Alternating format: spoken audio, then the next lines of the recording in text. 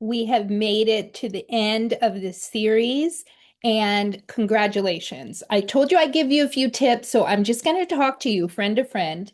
One of the biggest tips I would say is when you break down your budget by quarter, that empowers you to be able to look at your numbers on a more frequent basis and really see how well you are tracking toward your destination. If your target is at 10,000, 50,000, 100,000 of profit at the end of the year, your budget helps you every 3 months be able to pause and review.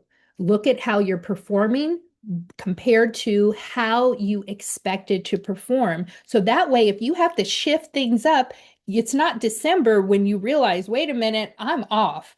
I'm not hitting the revenue, or I'm spending too much, or whatever. You have the opportunity now to be able to engage more deeply with your numbers on a regular basis. So that's the fun part. So another tip I would say is how you're saving these files. Have a dedicated space where you're saving all of your notes, your spreadsheets, and everything, as well as putting it in your accounting software. And we can have a whole nother series about adding it to your software. I love using accounting software because it makes things so efficient. It's wonderful.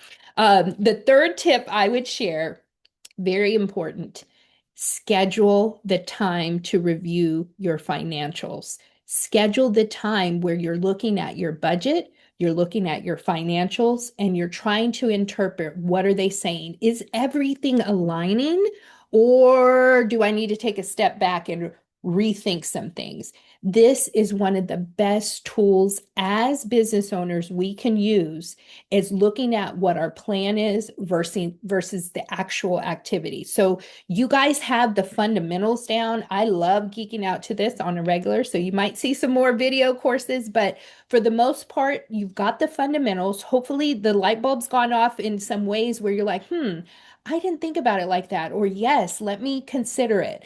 I look forward to doing working groups as well to build budgets, or you can set up a time with me outside of the working groups. But ultimately, you're equipped with some basics about building your budget. Remember, you want to factor in not just what you've done in the past. Some of you don't have historical data, but factor in what you aspire to do as well, and understand what your baseline is. Because as we showed in the example, the baseline is 15 grand a month. But when you're fully operating at your optimal, it's going to be more than that. But you absolutely, at bare minimum, want to know your baseline. So you guys are equipped now. I hope to hear amazing stories about your experience, and wishing you the best success as you go about with the power of financial planning.